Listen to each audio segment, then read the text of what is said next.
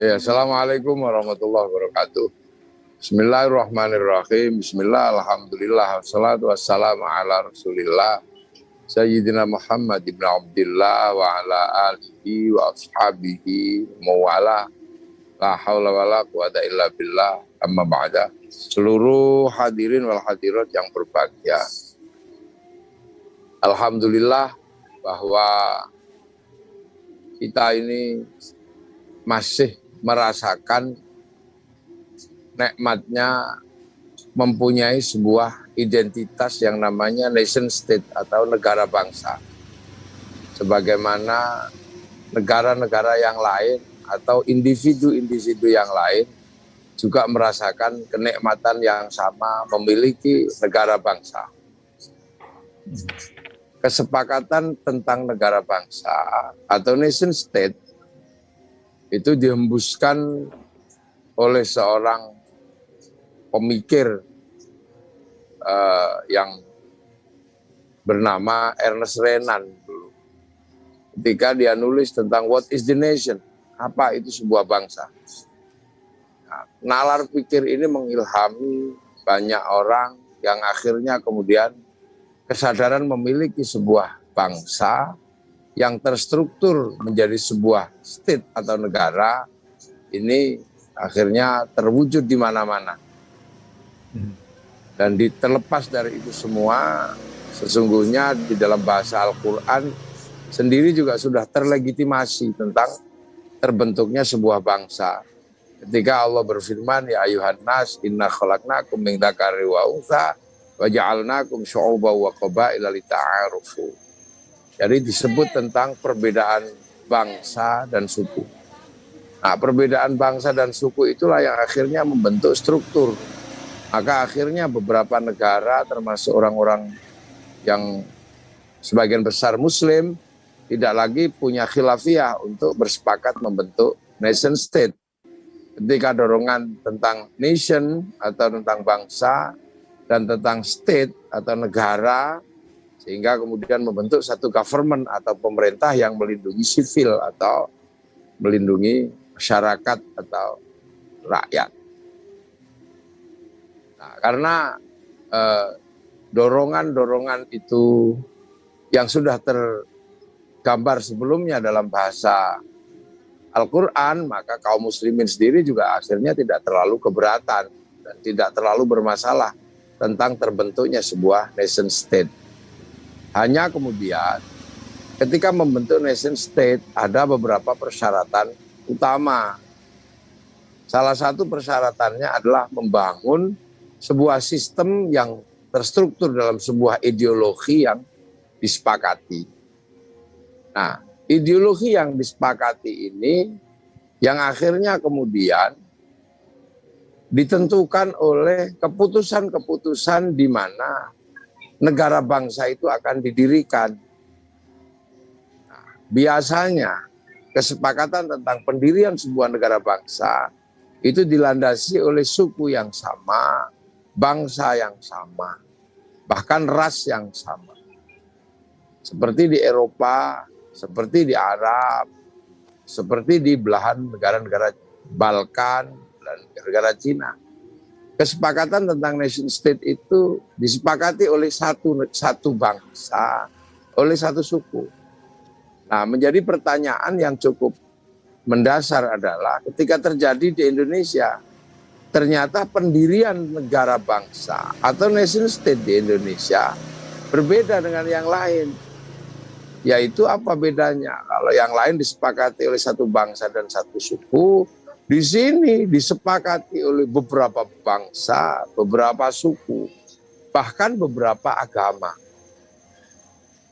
Nah, sehingga kemudian terbentuklah puluhan bangsa, puluhan suku, puluhan agama bersepakat dalam satu negara kesatuan Republik Indonesia. Nah, ini adalah sesuatu yang agak keluar dari mainstream dunia. Di mana mainstream dunia satu bangsa, satu suku, satu ras membentuk satu negara. Tapi di sini puluhan bangsa, puluhan suku, puluhan ras, bahkan puluhan agama bisa bersepakat dalam satu bentuk negara kesatuan Republik Indonesia. Nah, itu terjadi kesepakatan melalui proses yang cukup panjang. Proses itu dikenal dengan proses di mana ada proses pergerakan nasional. Nah, proses pergerakan nasional inilah yang akhirnya kesepakatan tentang bangsa dan negara yang akan membentuk dalam satu sistem negara, satu state, dan diatur oleh government, ini dimulai. Tadinya negaranya macam-macam. Ada negara Jawa, ada negara Sulawesi, ada negara Kalimantan. Nah, makanya kemudian kita mengingat ada kesepakatan para pemuda misalnya yang ingin hidup bersama dalam perbedaan. Dikenal dengan Yong Celebes, ada Yong Java, Yong Sumatera, ada Yong Islameten Bon, dan macam-macam. Nah, keinginan untuk bersatu membentuk satu negara inilah yang akhirnya mendorong tentang bagaimana bisa dirumuskan sebuah landasan bersama yang akan memayungi perbedaan bangsa, perbedaan suku, dan perbedaan agama. Nah, maka kesadaran itulah yang kemudian melandasi peristiwa berikutnya ketika mempersiapkan bagaimana kemerdekaan ini ada. Persiapan bagaimana bangsa ini akan didirikan. Yang waktu itu karena bangsa ini persiapan proses mendirikan adalah di era pemerintahan Jepang, di era penguasaan Jepang, maka menggunakan istilah Jepang. Ada istilah Dokuretsu Jumbi Tushakai, ada istilah Dokuretsu Jumbi Inkai. Dan dari pergumulan itulah maka kemudian melahirkan gagasan bersama yang namanya Pancasila. Pancasila adalah bahasa bersama yang disepakati oleh dorongan perbedaan bangsa, perbedaan suku dan perbedaan agama untuk bersepakat membentuk satu negara. Makanya sebagai sebuah idiom, sebagai sebuah kesepakatan, itu terlihat adalah di tahun 45. Akan tetapi dorongannya itu, jadi dorongannya untuk membentuk sebuah bangsa bersama itu sudah cukup lama. Kenapa? Karena bangsa kita walaupun berbeda juga sudah pernah disatukan oleh Singasari. Sebuah kerajaan yang berada di dalam agamanya Hindu, berkebangsaan Jawa, pusatnya ada di Malang. Setelah itu dipersatukan lagi perbedaan-perbedaan ini oleh Majapahit. Nah, Majapahit mempersatukan dengan cara dan strateginya. Di situ ada Sumpah Palapa. Sampai ada slogan besar di era Majapahit yang namanya Bhinneka Tunggal Ika. Nah, tinggal bagaimana melakukan pembentukan atau meng-create itu dalam sebuah kesepakatan tentang landasan atau ideologi negara. Dan di ruang itulah digodok. Di ruang Dokuretsu Jumbi Tushakai, Dokuretsu Jumbi Inkai itulah digodok. Yang waktu itu ketuanya adalah Dr. Rajiman. Nah, munculnya istilah-istilah baru dalam istilah-istilah yang kemudian dikenal dengan Pancasila. Inilah yang luar biasa, terutama bagi kaum muslimin, tidak mempersoalkan lagi. Karena Pancasila adalah sebuah konsep hidup bersama yang mewakili kesadaran seluruh masyarakat Indonesia. Kesadaran yang paling tinggi adalah kesadaran teologi. Dan kesadaran teologi itu terwakili di dalam ketuhanan yang Maha Esa. Jadi ketuhanan yang Maha Esa inilah yang mewakili semangat teologi itu. Di dalam Islam terwakili karena bahasa ketuhanan yang Maha Esa adalah merupakan pembasaan dari Qul huwallahu ahad. Maka tidak pernah ada masalah. Tapi juga semuanya berketuhanan yang Maha Esa. Itu semua berketuhanan. Orang-orang Nasrani ya berketuhanan, orang Hindu berketuhanan, orang Buddha berketuhanan. Nah, cara berketuhanan inilah yang kemudian tidak lagi mempersoalkan bahwa agama terakomodir di Indonesia ketika menjadi sebuah nation state yang akan dibangun secara bersama-sama. Kemudian yang kedua adalah persatuan Indonesia. Atau yang kedua adalah kemanusiaan yang adil dan beradab. Gitu.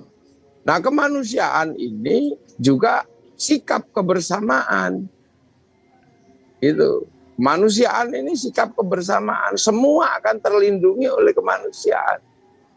Apalagi ketika kemudian berikutnya adalah menggunakan idiom-idiom yang ada dan sangat kuat yang dipahami oleh kaum muslimin, yaitu tentang konsep adlun.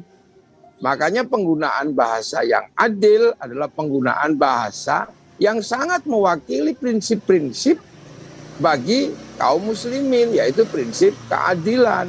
Dan bahasa yang dipakai adalah bahasa yang apa adanya, yaitu bahasa adlun. Adlun itu apa? Wad'u syai'in fi mahallihi, meletakkan sesuatu pada tempatnya.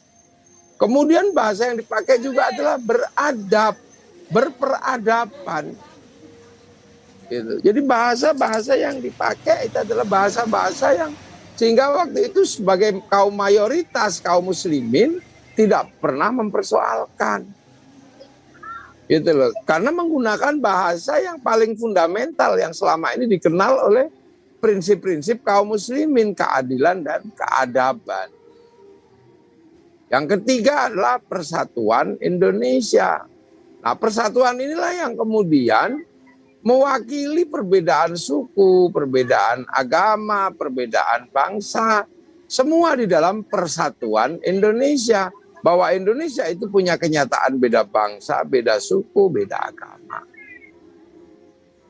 Nah, kemudian yang keempat prinsip yang luar biasa adalah prinsip kerakyatan. Prinsip kerakyatan ini bagi kaum muslimin sebagai kekuatan mayoritas adalah sebuah prinsip yang memang dicita-citakan. Bahkan semenjak Rasulullah mencita-citakan prinsip itu. Apa? Kullukum ra'in wa kullukum mas'ulun an ra'iyati. Kalian semua adalah pemimpin dan kalian semua saling bertanggung jawab. Prinsip ra'iyah inilah yang memang dicita-citakan oleh Rasulullah. Nah, di Indonesia prinsip ra'iyah saling bertanggung jawab waktu itu juga susah diperlakukan karena konsep dasarnya adalah raja atau hamba, kawulo atau gusti. Tapi ketika para ulama, para wali dulu datang mempertemukan antara konsep raja, konsep hamba, dilebur dalam satu konsep sebagaimana kehendak Rasulullah, yaitu konsep ra'iyah. Makanya kemudian di Indonesia ketika sudah raja dan hamba ini dilebur, itu strukturnya berubah menjadi struktur ra'iyah yang diserap ke bahasa Indonesia menjadi rakyat. Dan satu-satunya kaum muslimin dunia yang sanggup menyebut warga bangsanya dengan sebutan ra'iyah sebagaimana kehendak Rasulullah hanya muslim Indonesia. Makanya ketika kemudian kerakyatan itu adalah sebuah prinsip dasar yang memang dikehendaki oleh kaum muslimin tentang ra'iyah sebagaimana dicita-citakan oleh Rasulullah. Nah, konsep ra'iyah ini harus sejalan gitu. Di mana pemimpinnya adalah sebuah sikap batin gitu. Di mana punya sikap batin yang mampu mengayomi, meneladani itu, mengayomi, meneladani, mampu memberikan doa, mampu memberikan frekuensi yang baik. Nah, itu dalam bahasa Al-Qur'an disebut hikmah. Makanya ada ini ya, ada ayat ud'u ila sabili rabbika bil hikmah. Hikmah itu sikap batin. Sikap batin yang sangat mengayomi, sangat mencintai, penuh kasih sayang, dan pengen selalu agar orang lain berada dalam kebaikan. Makanya kan kemudian ini bahasa Al-Qur'an, kerakyatan bahasanya Rasulullah. kemudian yang dipimpin oleh hikmah adalah bahasa Al-Quran dalam permusyawaratan. Musyawarah itu adalah cara ra'iyah ketika membicarakan nasibnya. Yang dalam bahasa Al-Quran di dalam satu ayat disebutkan wasyawirhum fil amri. Makanya kemudian penggunaan bahasa musyawarah ini adalah mewakili kaum muslimin dalam bahasa Al-Quran.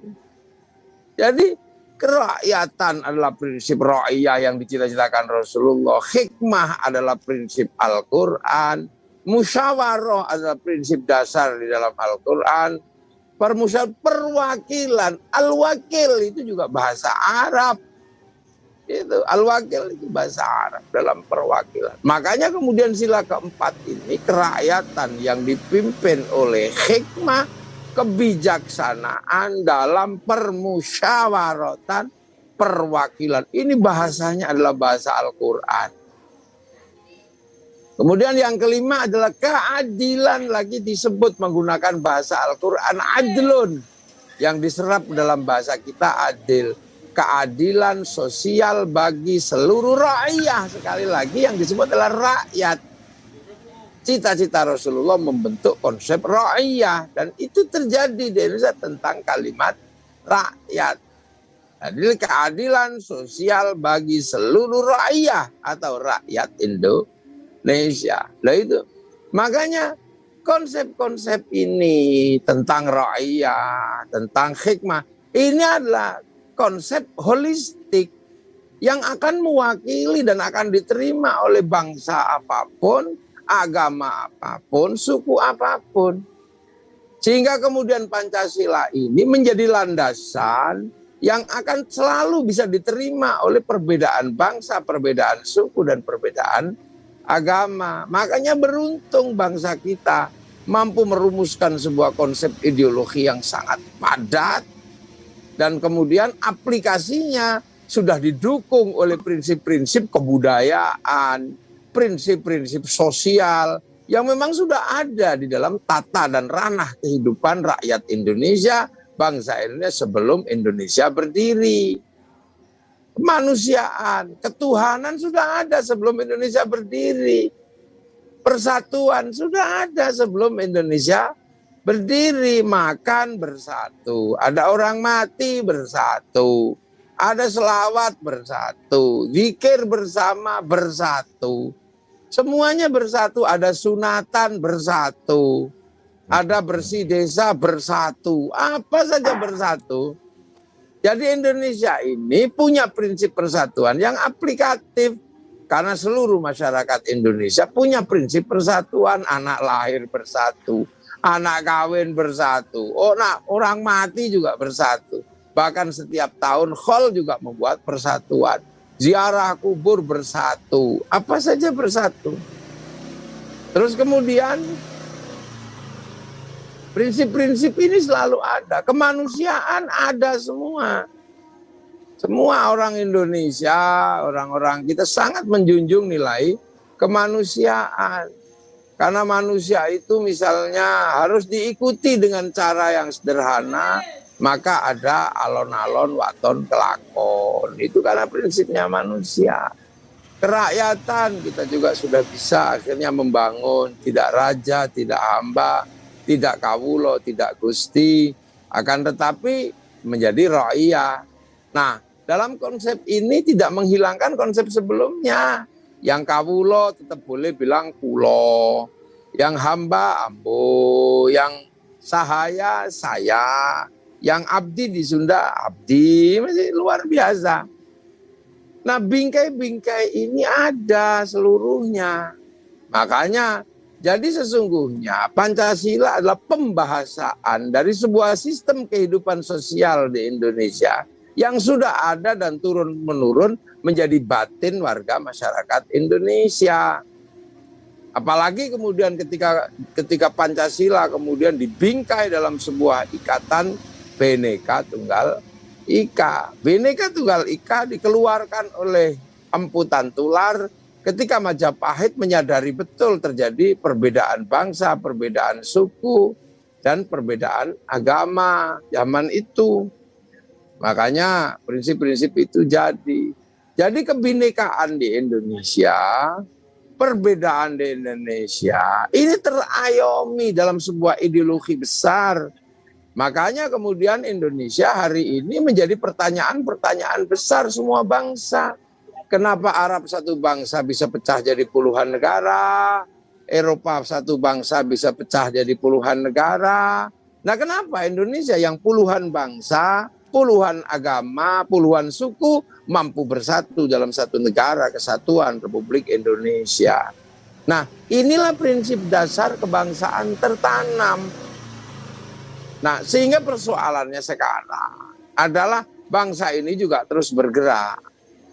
Bergerak dalam satu sistem yang dikenal dengan milenial.